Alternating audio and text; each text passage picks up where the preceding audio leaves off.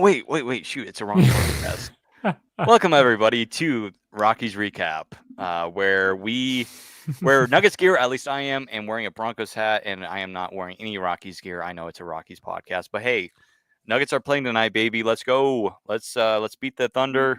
Let's move on to round three. Series starts tonight at 7:30, so in about 30 more minutes on Mountain Time. So yeah, it's gonna be awesome. Can't wait for that. Of course, unfortunately, with the Avalanche, they're out. They lost to the Dallas Stars. Again, we're kind of giving you guys an update here at Rockies now.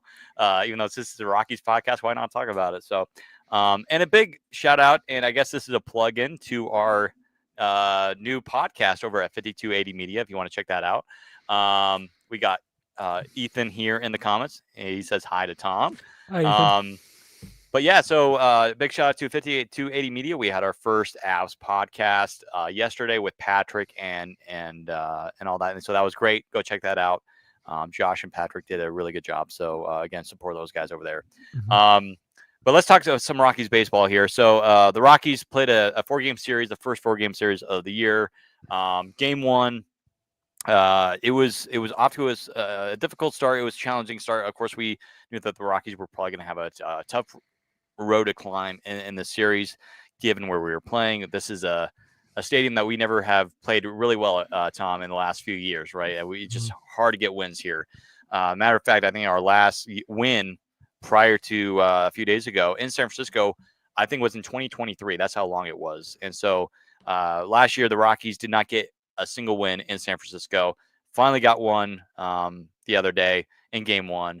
4-3, Rockies were able to come back late in the game. In the 7th inning, they got a run there. I believe it was the Ryan McMahon home run. And then the 8th inning, Hunter Goodman and Jordan Beck were able to help the Rockies out and pull off a 4-3 victory. Angel Savilli, he had a really good night. The Rockies bullpen in this series was overall pretty good, and it's been one of the bright spots of this Rockies team, Tom. And Zach Agnos, man, got the save. And with this win, it marked the first winning streak of the year for the Rockies. So that was something to build off of. I know a lot of people were debating whether it was 2 or 3 wins to make a winning streak, but legally it's 2. It's 2. And I know what Major League, the movie said that 3 was a streak, but it's legally 2 wins there. So there you go. But yeah, in that game, Tom, what were some of the good players in game one for the Rockies before we head into game 2 and some side notes? Well, I will say we saw a rarity, not on our side, but on the other side, Matt Chapman made an error. The Platinum Glove winner made an error. So I'm sorry, Matt Chapman. I'm not trying to be mean to you. I'm just saying it's you're quite the defensive player. That's more a compliment to you. So that also led to one of the runs to score. It's a bummer that we didn't get the win for Kyle Freeland because again, 6 innings, 3 earned runs, quality start.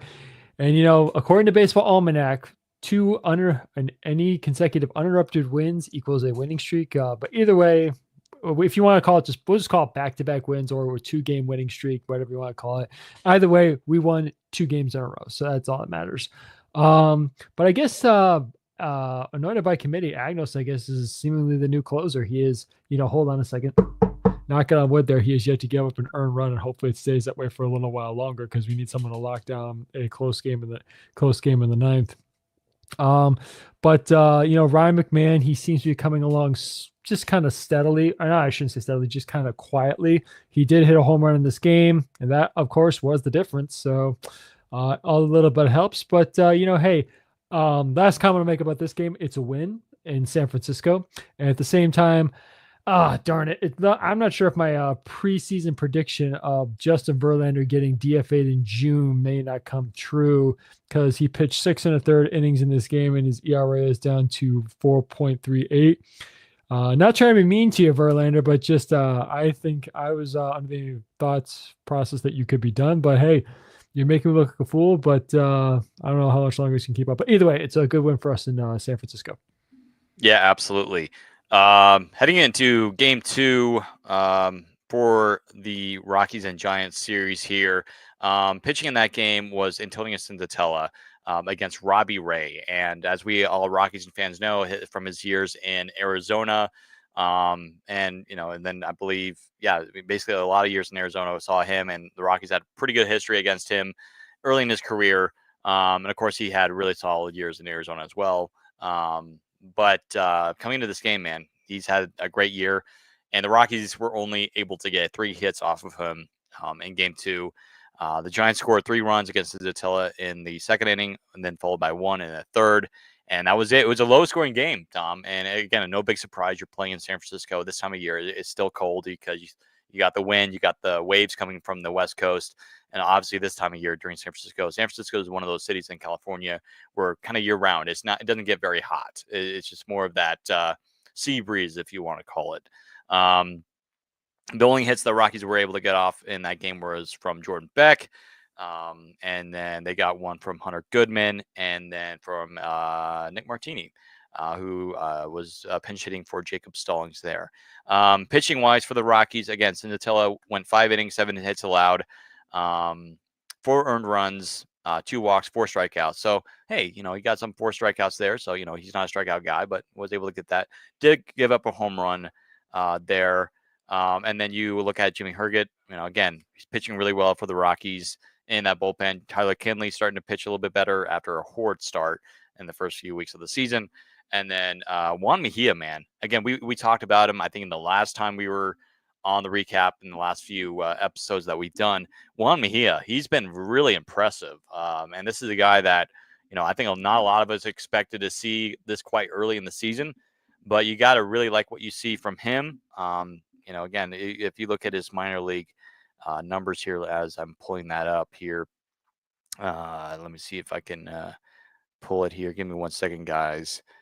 Okay, so in AAA this year for Juan Mejia, he had a 1-0 record, ERA 5.40, and he pitched looks like 11 innings, almost 12 innings there, 8 hits, 8 runs allowed, 7 of them earned. But no home runs allowed. So there you go. So an opponent batting average in AAA was 190, where in the past his batting average was 275 last year, 236 in 2023, and 253. So, he's been up and down in his career, in his minor league career, but, we're seeing really good stuff from Juan Mejia, so you got to like that. But again, Tom, the Rockies offense just could not get going against the Giants, which we saw that a number of times last year when the Rockies were in San Francisco. We didn't win a game, and I think there was a couple of games where the Rockies got shut out back to back last year in Oracle Park. So not a huge surprise there for a team like the Rockies with the offense that we have had in the first month or so, give or take, of the season. So unfortunate loss in Game 2, and then Game 3. Pulling that up here. The only comment I'll make about Game 2 is like anyone who follows me on White Sox now, I did officially predict Robbie Ray to win NL Comeback Player of the Year, so I'm looking good. So at the moment, just so far, but overall, it sucks to get shut out. Yeah. Game 3. Pitching for that game for the Rockies was Bradley Blaylock, and I believe Ryan Feltner. He's had a little bit of injury issues, recently. So the Rockies had to put him on the IL for a little bit or arrest him for a little bit. I'm not sure if he's on the IL. You might have to double check me on that, Tom. But Blaylock pitched 5 and a third inning, 2 hits allowed. So not bad. Only 2 hits allowed, 3 runs, 2 walks, 4 strikeouts. Again, the ERA is a little bit spiked because of his previous starts and his previous appearances this year. Jake Bird, though, again, probably his worst outing of the year so far. His ERA is still at 2.21, but he gave up 3 hits, 3 earned runs, 3 walks, and 3 strikeouts. You do not like to see the 3 walks in less than 2 innings. That's pretty steep there. But again, Jimmy Herget, another solid appearance there. Only 1 walk allowed, no runs, no hits. So again, it was kind of bad opportunity there. Again, it was a low-scoring game. It was a 6-3 game. The Giants only got 5 hits. So did we. We had 3 runs on 5 hits. And I will say, Tom, one thing that we have seen in this series that has improved is the defense. Because if I'm not mistaken, in the first 2 to 3 games, we have not seen a single error. So let me double check on that because I want to make sure I'm right. And in Game 1, the Rockies had 0 errors. Game 2, 0 errors. And Game 3, 0 errors. So because it felt like this year, Tom, every single game we would talk about the Rockies, somebody would make an error or like a bad play, mishap play. We haven't really seen that at all in this Giants series. And so that's a positive, right? And it's hard to say that in a bleak season like we've seen so far. So that's something to, I guess, to be excited about or positive about. But yeah, so in game 3 of the series, we saw Jordan Beck, Ryan McMahon get a knock, and it's good to see McMahon start to warm up a little bit, even though his batting average is still really low. He was able to get a game 1 home run, which I might have forgot to mention, which was good to see, which really helped the Rockies to win game 1. Hunter Goodman got another hit. He had an RBI in there as well. And then let me see here. Kyle Farmer went 2 for 4 with an RBI. RBI there, and that was his 7th RBI of the season. Other than that, everybody else in the lineup did not get a hit, which is unfortunate. But pitching wise, again, not too bad. Blaylock, again, a spot starter, kind of emergency start for him, so not too bad. Only 2 hits allowed there. But Jake Bird really let the Giants take control there offensively, even though the Giants this year in offense, they have been pretty poor. But especially if you look at some of their numbers, they're not that great. But still, the Giants got the win there. So unfortunate loss in game 3, and then game 4, which was yesterday on May the 4th. For all of you Star Wars fans out there, there's just a little nugget there for you guys. The Force was not with the Rockies. Let's just say that way in game 4 of the series. German Marquez, man, he's off to a horrid start. 9.90 ERA. He's 0-6. Did not have a good start. The first few innings weren't bad, but once that 5th inning came, it was bad. And of course, shout out to Willy Adames there. He had a 2-homer game yesterday, which really helped the Giants win. Of course, he was a new acquisition in the offseason for the Giants. And so that was huge for them. Offensively for the Rockies, Jordan Beck, again, got another hit. Ryan McMahon, he's starting to heat up again. Hopefully this is a good sign that he's starting to turn things around after a historically bad start. He was going, I think he went 0 for 39 before getting that home run the other day. So he went 2 for 4 with an RBI. Hunter Goodman went 2 for 4 with an RBI as well, which marks him at 274 on the season so far. And Hunter Goodman, by the way, if you have yet to see our Who's Hot, Who's Not player for the week, Hunter Goodman was named our Who's Hot player of the week. So go check that out on our social medias. And then Mickey Moniak, 2 for 4 with the triple.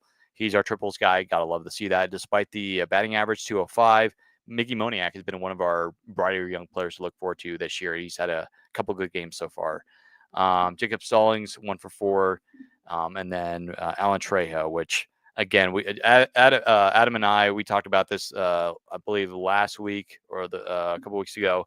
And of course, Tom and I, we were talking before we started today. It's just like, why are we playing Alan Trejo over Adele Amador? Like, why are we doing that? And again, that's a conversation we might wrap up later on as we wrap up the show. But pitching wise, again, Marquez was not good in the game 4 start. 6 hits allowed, 5 earned runs, 3 strikeouts, 2 home runs allowed. Bullpen wise, again, not too bad. Tyler Kinley, though, again, it's just one of those outings. 3 hits allowed, 4 runs, 1 walk, 1 strikeout, and was not able to finish the inning there. His ERA is now up to 6.92 on the season. But it's good to see Halverson pitch there, did get an out there. And then Juan Mejia, again, perfect ERA. In his first couple weeks up in the big leagues. So that's good to see, Tom. So it's just, again, another series where you just have to sigh and say, okay, like, when are we going to turn this thing around? Are we going to turn this thing around? Are the Rockies going to make changes? So, like, what's going on with the lineup? That sort of thing. So I want to hear your thoughts. Well, the one thing is, obviously, it's just, oh God, it's just, I would want to think there's a method to the madness here when it comes to playing veterans over the young players, because there's a lot of talk about, oh, we want to see these young guys play. I think I talked in the pre-show meeting, but maybe there's a reason. I mean, Rhino, thank you for bringing this to our attention and also telling me via message. And sorry I saw it so late, but the story that you're talking about kind of brings me to light, because I'm watching the Clubhouse about the Boston Red Sox on Netflix. And what Jaron Duran has gone through in his life, that's not a thing to joke about. And, I hope that fan in Cleveland is never going to be allowed in any ballpark ever again, because you just don't do that.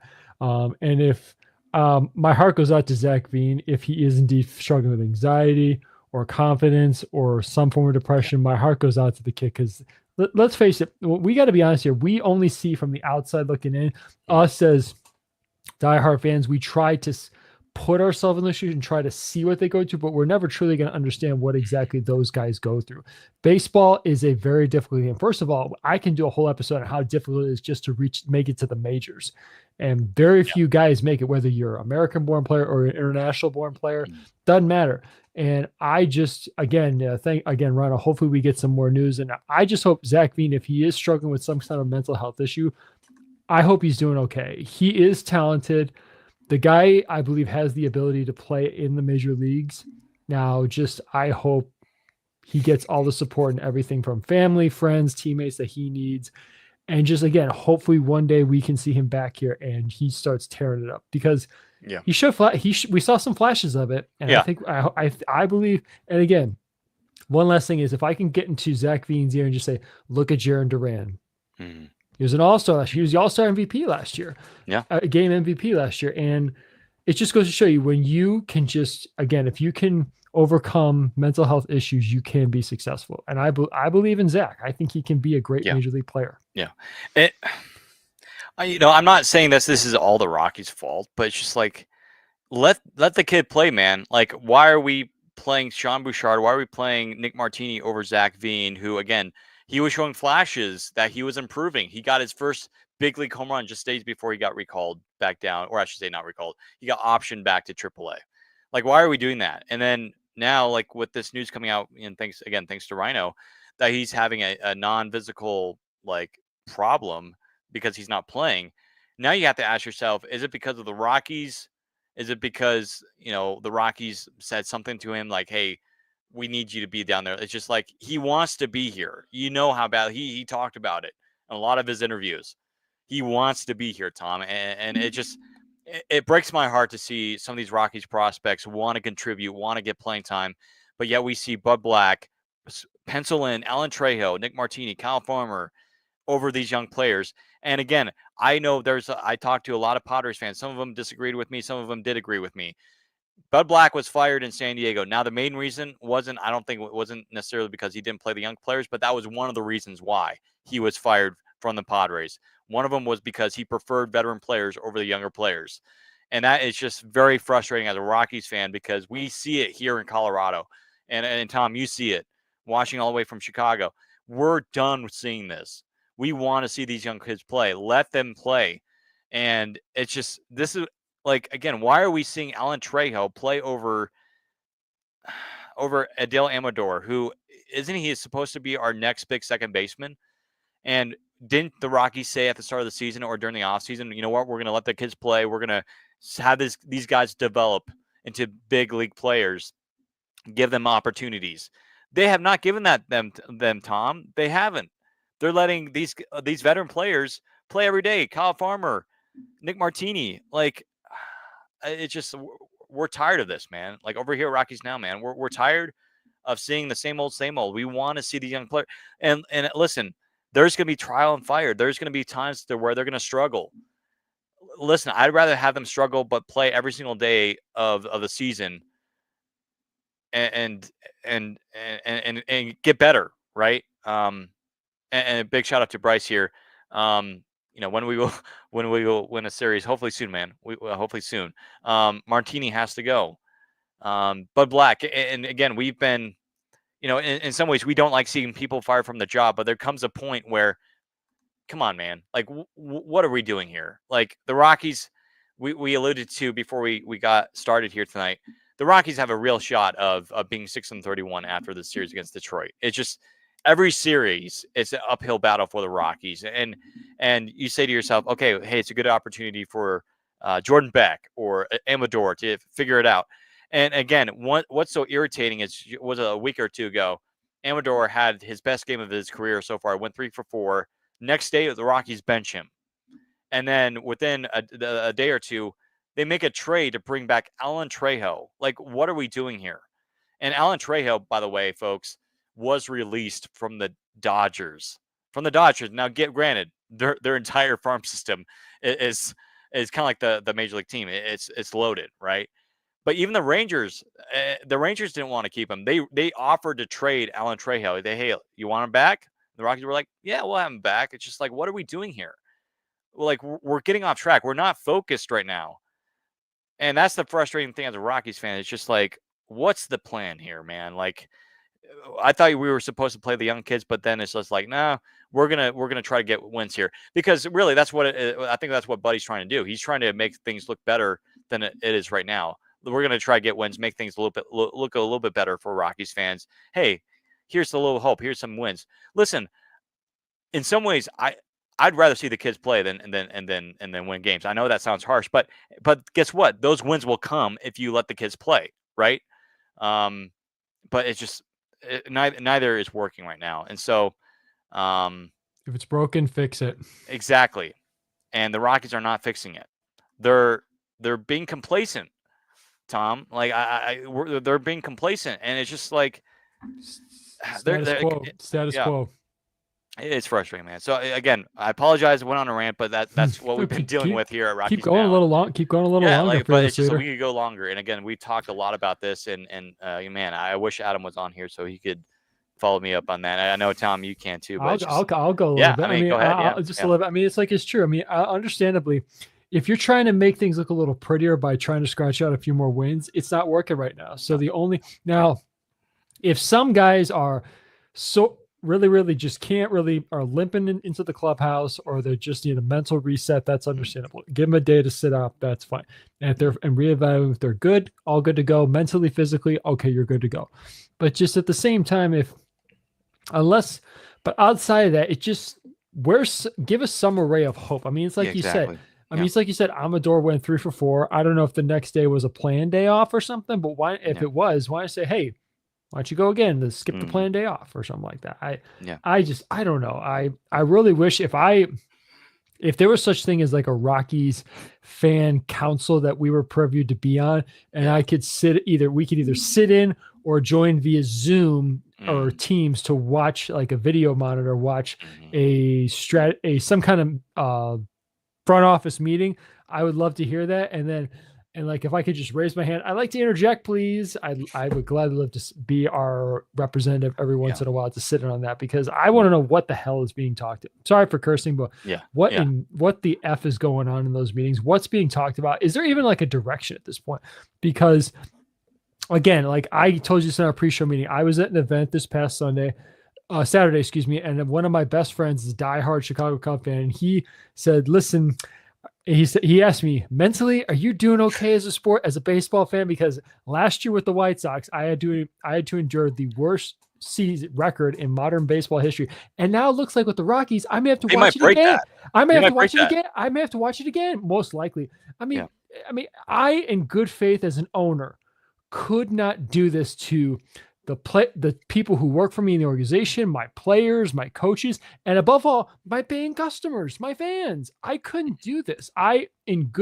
Both me as a business owner and as a competitive, I'm competitive by nature. I couldn't do this. It would just, because again, it's on my record as an owner. I don't want a horrible season like this. I want rings. I want rings on my fingers when I'm buried in my coffin. That's what I want. The goal is to win as many championships as possible. But the problem is, we've only been to one World Series. We have one pennant in this organization. If you want to, and again, status quo, as you, what was it? How did you put it? What did you say? What did you, the same old. What'd you say? Same old. Complacency. Yeah. Complacency. Yeah, thank you. Yeah. It's whatever. It's like, just, for all I know, just at this point, you might as well just take 9 names that you're planning to play that day and just hit a randomizer, and that's your 1 through 9 right there. You might as well do that at this point. Yeah, and you might have a better lineup, honestly. Probably. Or like just go to like Grok or ChatGPT. Like Grok, personally, I love Grok, by the way. I use Grok. Sure. It's like, hey Grok, make a good lineup that actually would make sense and like to help batting average, OPS, WAR. It's just like, what are we doing here? Like AI could probably make a better. Like, no offense, but like AI, actually, you know what? I'm going to step on some feet here and go ahead. To the Rockies organization.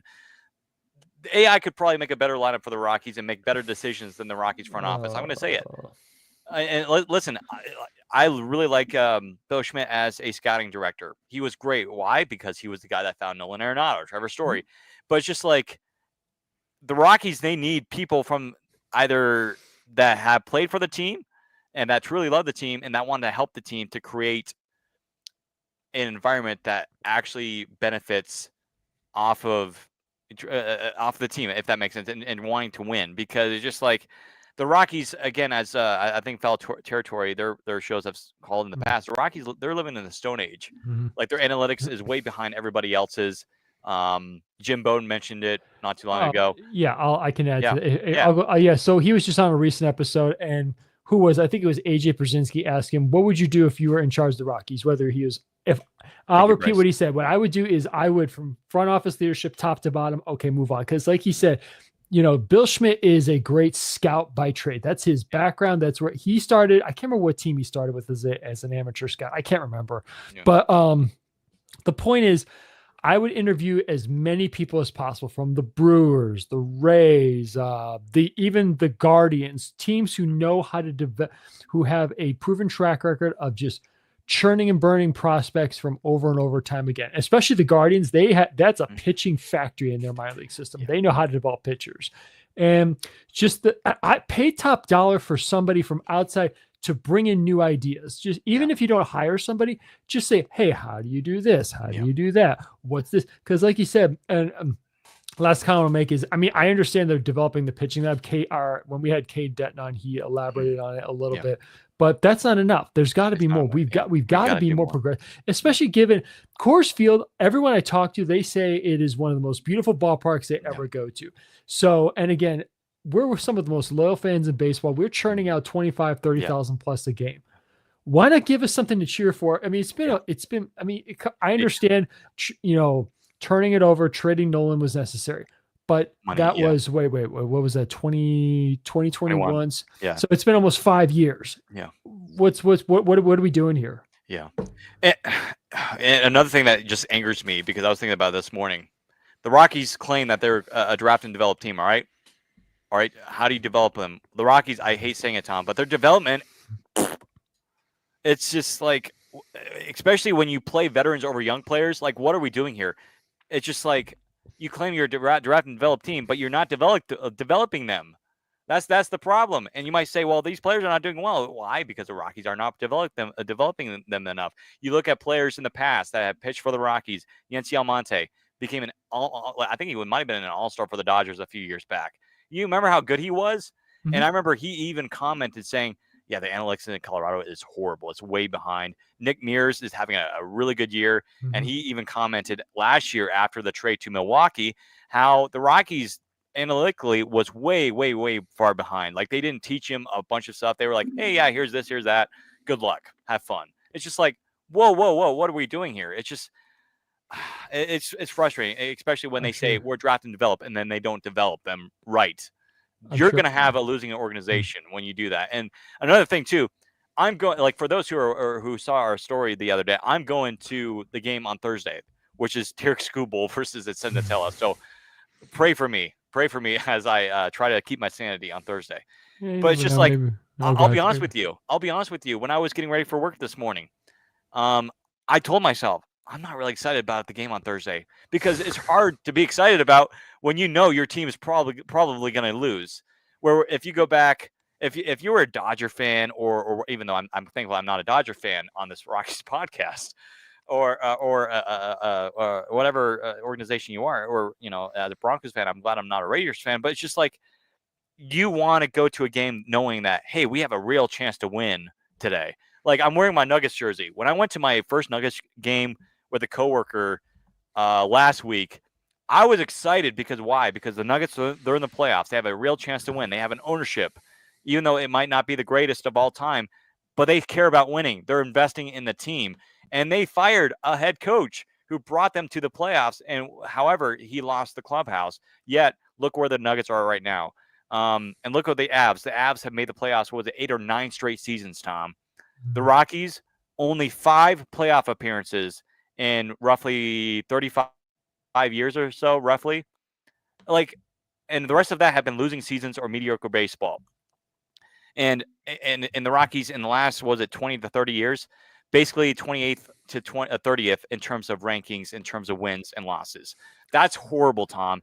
And the Rockies, there maybe about before 2017, 2018 came, the Rockies were known as a mediocre franchise. Now, Tom, we're known as a losing franchise. It's a loser organization. It's a bad vibe in Colorado. Nobody wants to play here because everybody, all there is losing here. And it's sad because we want to be loyal. We're going to be loyal. We're going to stick to the end. But at the same time, though, we need to step forward and say there are problems within this organization and they need to stop. And if they don't stop, it's going to get worse. People are not going to show up. And there's already articles being written right now this week in Denver calling for fans to boycott the team. While I won't necessarily be full on that, I will say I barely have watched any Rockies games in the last week or two on TV. I haven't even listened to them on the radio because it's so hard to watch us lose every single game knowing you're going to lose and the Rockies are not going to do anything about it. Well, just to add to Jackson's comment, Jalen Beeks, I just looked up his stats for you. He is currently with the Arizona Diamondbacks season 18 2/3 innings. He has a 1.93 ERA with 17 strikeouts. And here's two more to add to it.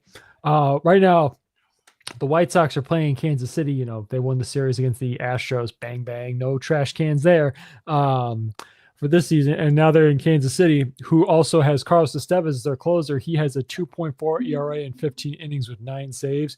And here's one more for you. Here's a guy who I would love to have back. That's Jeff Hoffman. In 16 and a third innings with the Blue Jays this season, he has a 1.1 ERA. That's right. You heard it again, 1.10.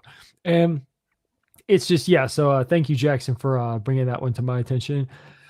Rhino, again, I know it's it's just like I don't know. I mean we can't, organizing a mass boycott like they tried to do in Oakland, that didn't work.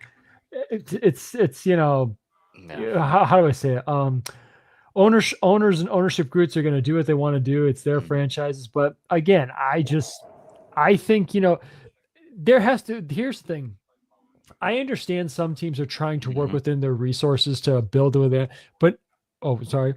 Yeah, Jeff Hoffman ripped the Rockies analytics department last year when he was in Philly. Oh, That's another good reminder. Thank you, Ryan. I forgot about that. I forgot Jeff actually said something. And keep in mind, this is the son of a Hall of Famer, arguably the second best closer of all time. Not to mention, he came over in the Troy Tulowitzki trade. Very true. And he was the number 1 pitching prospect for the Blue Jays. And he only had really one good year, maybe. Well, a year and a half, or I should say half a year. I think if I can give my 2 cents on how we handled his development, I don't think we handled it very well because we kept saying up and down, up. He was like a 4A pitcher for us, which I think was unfair for the guy. Yeah. But his curveball was elite. It's honestly at the time it was one of the best curveballs by prospects I think in baseball, if not the best.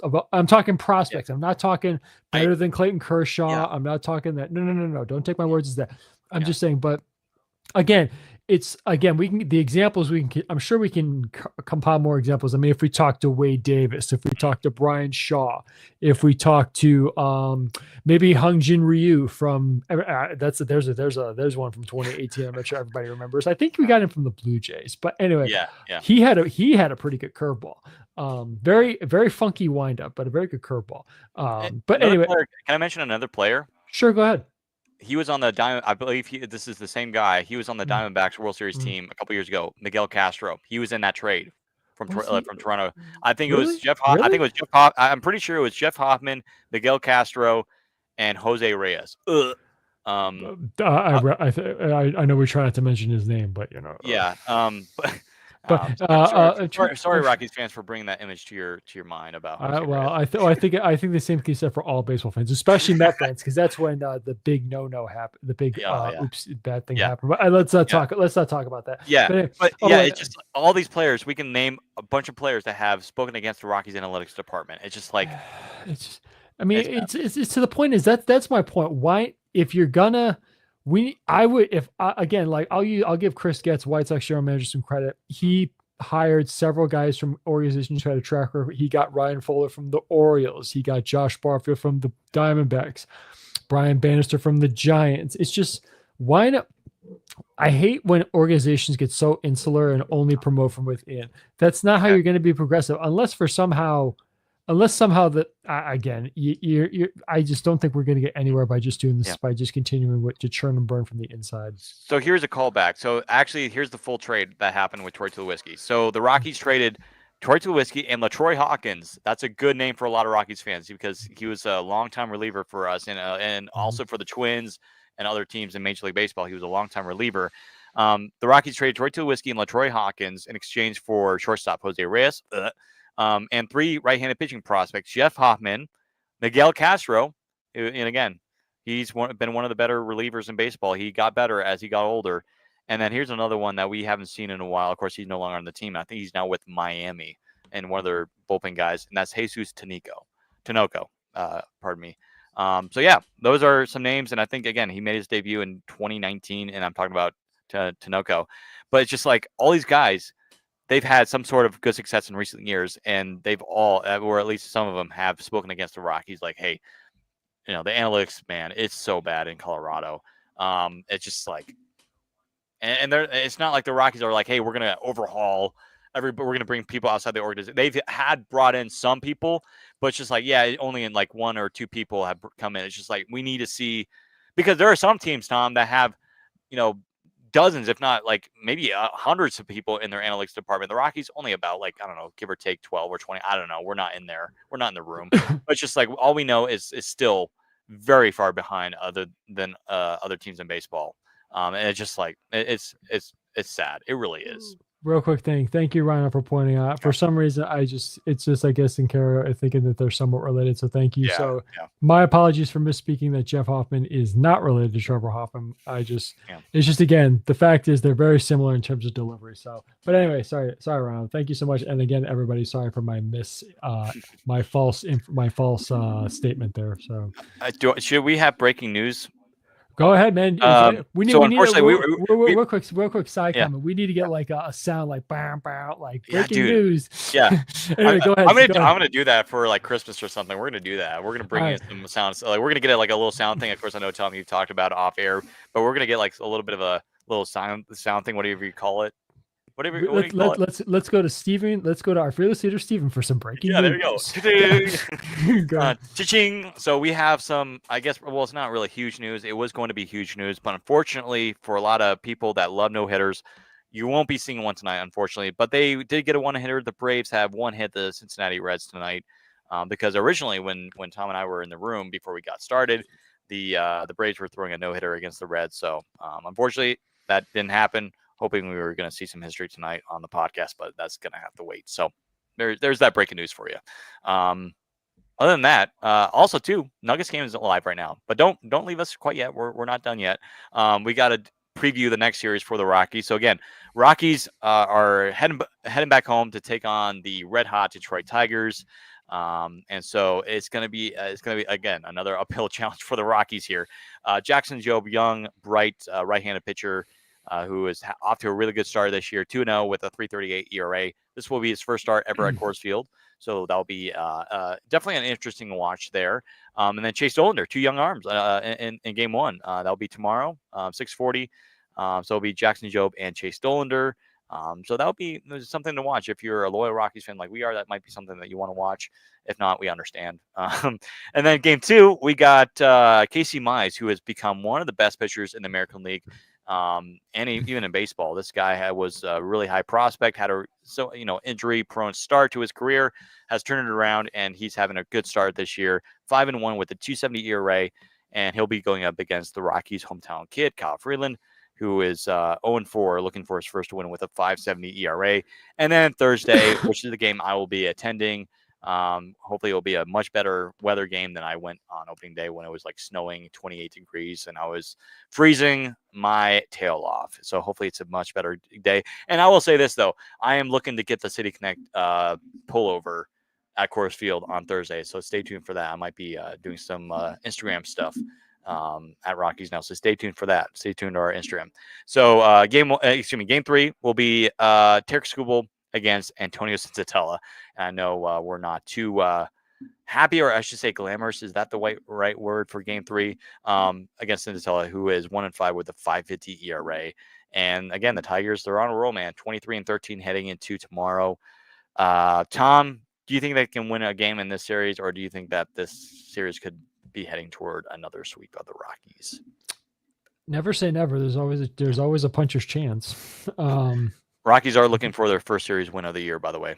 Yeah, somebody in the comments already mentioned that, so I know we have to talk about it, but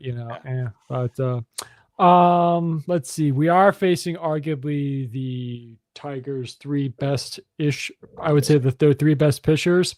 Skubal is the reigning Cy Young Award winner in the American League. Casey Mize, again, as I talked about it, he is the former #1 overall pick by the Tigers, who had some serious injuries early in his career. Now he seemed to be a late bloomer, so good for him. And Jackson Jobe, he's going through growing pains, but again, the Tigers, I'm telling you, they are forced to be reckoned with at this point in the season. And like I said, I have them making the play. I remember correctly, I do have them making the playoffs. I think I had them second. I had the Royals winning the division. Yeah, I'm gonna check my predictions on the Tigers, because last year, if you remember, for those who have followed us for a long time, you guys know I drank the Tigers Kool-Aid and it worked. And it was the Tigers now said Steven knows ball. Yeah, so, I know ball, man. I know ball. I love that. Yeah, but anyway, the Tigers, maybe we can stifle them. I mean, who knows? You never know. I mean, Skubal, Mize, or Jobe can. I had them winning the division this year. Let's go. All right, there you are. So you're rooting for us to get swept. Hey, if it makes changes, why not? I'm just kidding. Well, hey, how about this? You'll settle for a series win. We win. There we go. I'll settle with it. I'll settle with the Rockies win, but Tigers, they can take the series from us. Well, I think they got a comfortable lead in the division at the moment. They do. So they can afford to lose a series or get swept. Yeah, that's Central Division. They can afford it. AJ Hinch will pull it together. So I mean, the Twins. Oh my goodness, the Twins. They're the White Sox are catching up to them. Yeah, there you go. Hey, is this the year? Come on, let's go. Well, hey, I had the Rockies finishing 4th in our division. Hey, yeah, but the Giants are showing me up.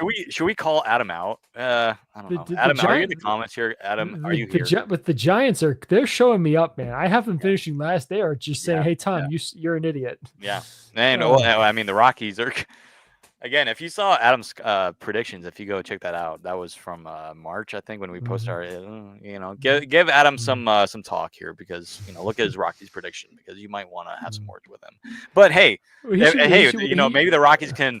I don't know, how many wins are we at right now? 6. May I turn this around and I don't know, go winless. I mean, lossless, if you want to, whatever you want to call it. How many wins that it takes to get to. Whatever, to 27. I don't know, but he should be happy. The Mariners are in first place.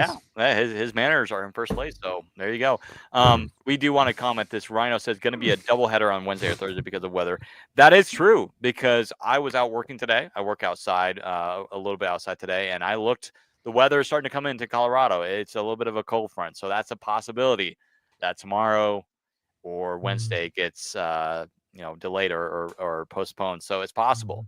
If it's a doubleheader, it's still probably going to be 1:10 on Thursday, and then an evening game on Thursday, or either they'll play tomorrow. Wednesday. That's going to be something to watch. So again, thank you, Rhino. Man, he's been bringing up W's here in the chat here. And one thing that we have not seen, Tom, where's our guy Lux, man? Lux, where are you at? We need Lux in the comments. Lux, he's. I think he's. I think he's taking the night off. Yeah, taking the night off. And it's okay. Yeah. But anyways, well, hey, other people. Hey, where he's not here, people pick up the slack. So everybody else, absolutely. The comments, keep it flowing, everybody. Yeah, Rhino, Bryce, awesome, Jackson. Come on, guys! Thank you guys so much. You guys deserve a lot of love, and we appreciate it. Even Ethan Evans, who came in first. Saying hello to Tom, so thank you guys for that. Keep it lively. Keep it lively, guys. Yeah, let's have have some fun here on the podcast, man. I think that's going to do it. If there's anything else, I think we're going to start wrapping this thing up. Again, the Rockies have a 3-game series against the Tigers before they welcome the Padres into Coors Field for the first time of the season for Mother's Day weekend. So that should be a lot of fun. Make sure to go out to Coors Field if you want to. Again, we're not forcing you to, and we do understand if you do not want to go to Coors Field for obvious reasons. But if you want to hang out with mom at the ballpark on Sunday, that would be an awesome thing to do. And so we're all for that, Tom. We're all for that. Again, thank you guys for coming on in tonight. We have a little bit of a lower crowd tonight, obviously understandable, given the Rockies, but also it's the start of the week. People are tired getting off of work. But again, if you're listening to this later or watching this later, we appreciate you for coming on in and listening to this edition of Rockies Recap. Follow us on social media, Rockies Now on Instagram, Threads, and X. We just passed over 900 subscribers, if you want to call it that, on X or Xites or followers, whatever you call it over there. And then for Instagram, we are climbing high. We're really excited over there as well. So go follow us at Rockies Now. If you want to contact us personally, my handle's right below my name here on the screen. And then if you want to contact Tom, talk some baseball with us, you can contact him under his name on your screen as well. Again, if you want to talk to Adam, who is not here today, go contact him at Mile High Mez on Instagram, and he'd love to answer your questions and just talk some baseball if you want to do that. Again, thank you guys so much for coming on in. Again, Rhino, Bryce, Jackson, Ethan, thank you so much for coming on in and talking with us live tonight on the podcast. We'll talk to you guys next time. Next time it will be Adam and Tom. And I kind of wish I was going to be on the show and kind of sharing my thoughts on the game. Hopefully it's a good game, but we'll see what happens. You never know. You never know. And maybe the Rockies can, maybe surprise some people and win a series against the Tigers at home. And the Rockies have played a little bit better at home than on the road, obviously. So hopefully better things are coming here. Again, thank you guys so much for coming on in. Have a good evening, and we'll talk to you all later. As always, go Rockies.